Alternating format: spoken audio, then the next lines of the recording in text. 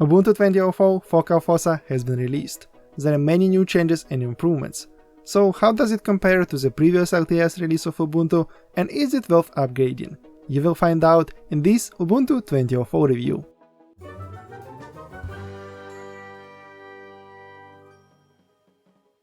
We will start with the positive changes, and at the end of the video I will emphasize on the negative aspects.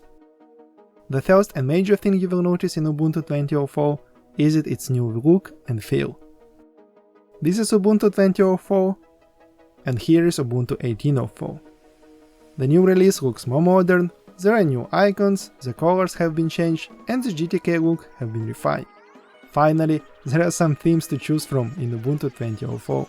You do not need to install tweaks and essential GNOME extensions to change the default theme, as you had to do in Ubuntu 18.04. The choice is still limited to 3 themes only. Nevertheless, these 3 themes are very nice. I really like the default theme of Ubuntu. The light theme differs only in the title bar color, but Ubuntu 20.04 shines in its dark theme, which many of you have been waiting for. This dark theme is very polished. It has pleasant colors, it is consistent across most of the apps, and I'm sure everyone who likes dark themes will like it. Obviously, there is a new default wallpaper.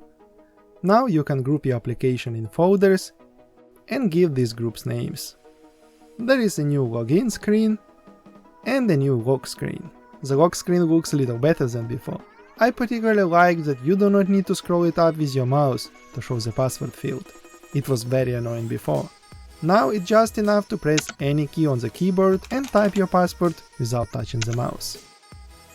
Many of these features come with GNOME 3.36 versus GNOME 3.28 in Ubuntu 18.04. GNOME 3.36 is claimed to be less resource hungry and faster. For me it was difficult to measure because both Ubuntu 20.04 and Ubuntu 18.04 feel fast enough. But probably indeed Ubuntu 20.04 with GNOME 3.36 is little faster. GNOME 3.36 brings many small visual changes. The settings app is easier to navigate now, most of the things have been brought to the left panel and they are easier to find. The About screen has been changed, this is how it looked before and now. Some of you may also like the Do Not Disturb button in the notification window. Settings and shutdown menu has also been redesigned. This is the old one and the new one.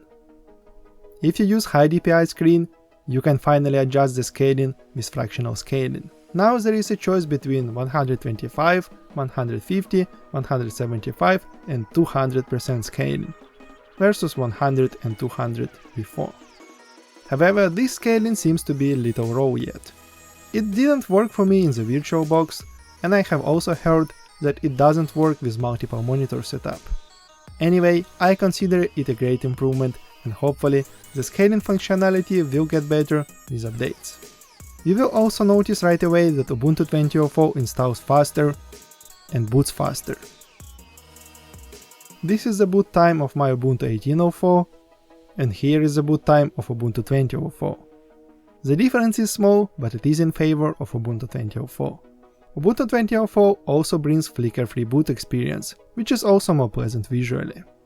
And the cherry on the cake of the visual improvement, there is no Amazon button anymore. I was totally fine with it and I did not mind supporting Ubuntu by shopping through their affiliate link, but many users did not like the Amazon button and even hated Ubuntu for that. I hope they will appreciate this move of Ubuntu. So Ubuntu 20.04 has many visual changes that are extremely appealing. Is everything as positive under the hood of Ubuntu 20.04? Let's have a look. Ubuntu 20.04 sets the priority to Snap apps. Now, whenever you try to install an application, Ubuntu will try to force you on a Snap version. The same applies to the software manager. Whenever you search for an application, the first option will be a Snap app, and only down in the list you will find the Debian version. So whenever you install an app, look at its source description to know whether it is a Snap package or a standard Ubuntu repository package. If you don't know, snaps are packages that include all dependencies as a container. This brings many advantages. Snap apps are simple to install, they are safe to run, and it is easy to control the application version. You can downgrade or upgrade without any problems because you won't be in conflict with other apps. So, is it good or bad? Snap's apps had some problems before. First, they did not look coherent with the desktop theme. This is a Snap app, and here is a standard app in Ubuntu 18.04. Snap apps now look rather native in Ubuntu 20.04. Moreover, some apps such as Kdenlive automatically picked the right dark theme of my desktop, while the Debian version had a light theme by default. So the theme issue seems to be fixed for Snap apps. The second problem was that new users could accidentally install two duplicated apps, one is Debian app and another one is a Snap app. And they may not figure out why it is so, and because the versions of these programs may differ, their functionality may also differ, and user may experience some incompatibilities. Unfortunately, these problems still exist. But I like that Canonical changed the icons of the standard apps to less attractive. This is a Snap app and this is a standard app. Thus, users are less likely to install a non-Snap app because of their unattractive icons.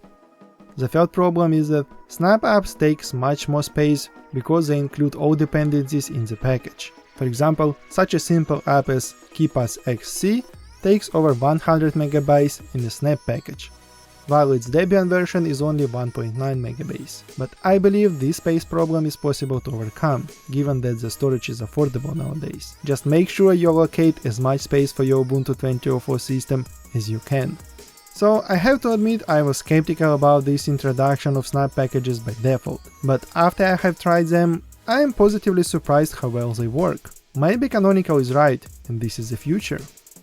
Another big step forward of Ubuntu 20.04 is the support for fingerprint readers. There is an improved backend and graphical user interface, so biometric devices should work fine now. There are many more improvements in Ubuntu 20.04, most of which are technical and are not of interest to an average Linux user. I would just like to point out that Ubuntu 20.04 ships with quite recent software. It has kernel 5.4, which brings many exciting features such as exFAT file system support and beta Thunderbolt support. Now NVIDIA drivers are included in the ISO, so they are easier to install. If you are a gamer, you will appreciate the game mode that enables to launch applications using a discrete GPU if you have hybrid graphics. Ubuntu 20.04 even has Firefox 75, that has been released just before the Ubuntu release. I also would like to point out that although there is no 32-bit Ubuntu ISO anymore, Ubuntu 20.04 still has the 32-bit libraries to support 32-bit packages needed by Wine and Steam. It seems the positive changes are so overwhelming that it is difficult to find the drawbacks of Ubuntu 20.04. However, it is not perfect and some problems still exist. Minimize to dock still doesn't work by default. Clicking on the dock to minimize an app doesn't work. I don't understand why, because this functionality is available and can be activated. Also, when you click on Activities, you must select any app to leave the Activities view. Clicking on the empty space doesn't work. You cannot set the file manager to show different views for different folders. This is the most annoying problem for me. You cannot move a custom bookmark to the top in the file manager. Some reviewers also mentioned that Ubuntu 20.04 has the extensions app by default, but it was not the case in my install. I had to install it manually. It is indeed an essential app that allows you to manage your extensions and customize your desktop more. For example, you can disable Ubuntu Dock and get the classical GNOME shell look. If you want to customize your Ubuntu 20.04, it's a must-have. I have always been very critical to Ubuntu, but surprisingly, Ubuntu 20.04 has changed my attitude. It has so many improvements that I can recommend it with confidence. Give it a try, I believe you won't regret.